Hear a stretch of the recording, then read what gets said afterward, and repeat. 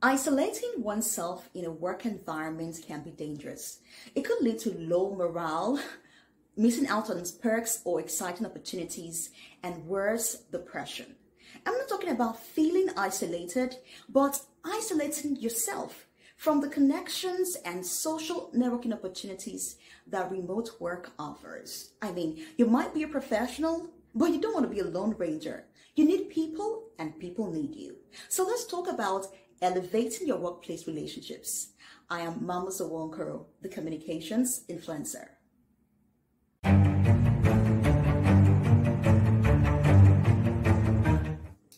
Well, I know that we are all adjusting to the new way of doing things. More screen time, more Google meetings, Zoom meetings, and most, if not all of the work we now do are done virtually. And so it's pretty much about just getting the work done and sending in the reports.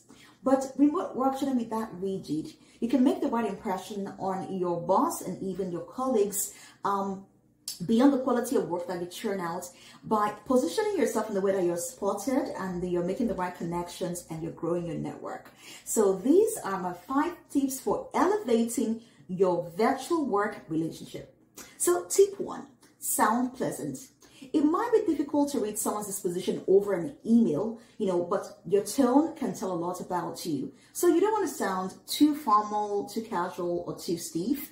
You want to sound polite, affable, warm, welcoming. And so let's say that, for instance, someone sent you the link to the wrong link for a meeting.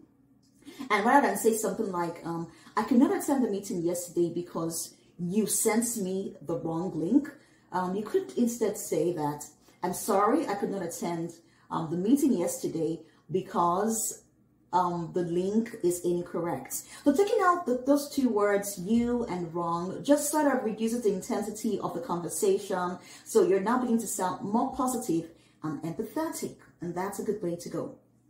Tip 2, always be present. Now, whether it's a presentation meeting or a virtual meeting, whatever type of meeting you're going for, I mean, just the same way we used to do when we're working in the office, you come ready, you come prepared. So wear the posture of, I am in here, I'm present, I'm ready to make my contributions, listen attentively, pay attention, jot down if you have to, turn on your camera, wear a bright face, and just let everyone know that you were here. And the truth is that even when you go a step further to ask questions, intelligent questions at that, management begins to notice you. And when it comes to when there's a space or a chance for finding a new team lead, your name and face will easily pop up because you've been the one, at least one of those who have been making that, vital contributions, to the company's progress or participating actively during meetings. Okay, the third point is occasionally check in with your manager and your colleagues. You want to maintain a good rapport with your work community, and besides work, you just want to be able to call your boss or say, oh, hello, hi, how are you doing? And once you make yourself approachable, people begin to get comfortable, around you. You begin to increase your sphere of influence. I know influence is power. The 4th tip is share new ideas and perspectives. Now, make suggestions to management about ways to improve its operations, the services it offers.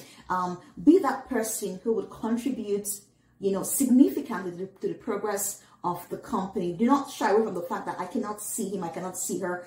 Maximize all of the internal communication channels to be a voice, to add your voice to healthy conversations around building a stronger brand for the company. Also, the 5th and final point is represent your personal brand. And I'll say that again, rep your personal brand.